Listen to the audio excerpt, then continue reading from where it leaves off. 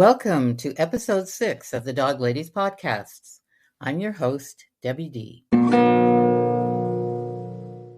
Dogs have always been a part of my life, a love passed down from generation to generation. Protracted unemployment in the early 1990s required some creativity. Thus, my pet care business was born.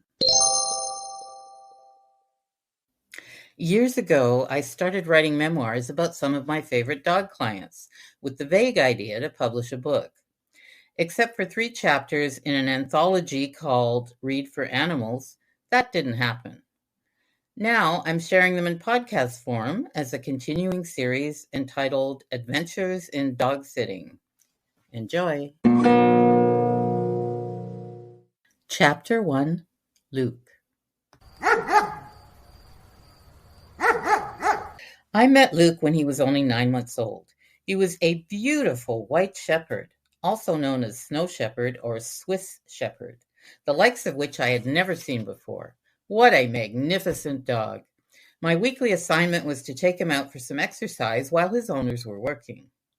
Our initial meeting had been a few days prior, and he had given me a thorough once-over. When I came to get him the first day, he was barking furiously and ready to attack before I got through the door. Yikes! This was a little nerve-wracking, but I hoped he would calm down once he picked up my scent. With outstretched hand, palm up, I tiptoed in. Luke bounded at me, then stopped to sniff. He looked up as if to say, "Oh yes, I remember you," and started to wag his tail. Whew! A big sigh of relief escaped my lips. As I grabbed the leash from the wall, he started talking to me. Rawr, rawr, rawr, rawr. Translation: let's go, let's go, let's go, let's go. Grinning, I thought, what a character, so impatient. We got in the car and headed for the park. There was fur flying everywhere, and as the years passed, the old dogmobile would house a permanent Luke hair blanket.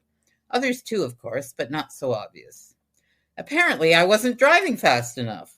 From the back seat, Luke loomed into my right ear. Rawr, rawr, rawr, rawr. Translation: are we there yet? Are we there yet? Are we there yet? Are we there yet?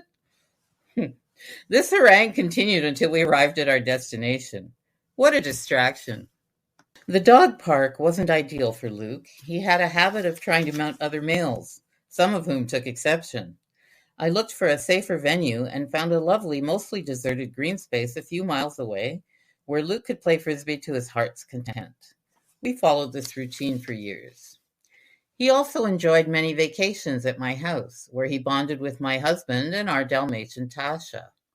With 2 shedding white dogs, it was like an indoor snowfall. We didn't mind, but the vacuum cleaner wore out. Sadly, Luke started to deteriorate around the age of 10. First, there was a problem with his spleen, which was subsequently removed. There were stomach problems, too.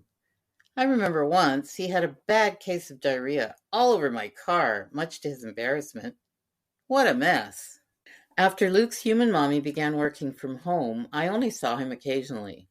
She contacted me one summer's day when Luke was 13 to relay the sad news that he had cancer. He's not suffering and will keep him comfortable as long as possible, she said. My heart sank, but I tried to remain positive for her sake. I told her how much we loved him and that she and her husband were wonderful to give him this chance. Not all dog owners would.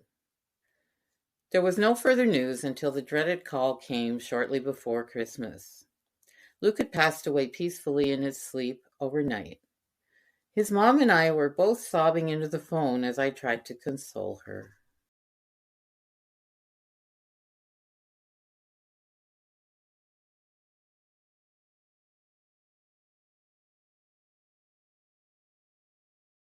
My client's dog is almost as heart-wrenching as losing my own. This scene has been repeated often over the years. Luke will forever remain in our hearts. He truly was one of a kind.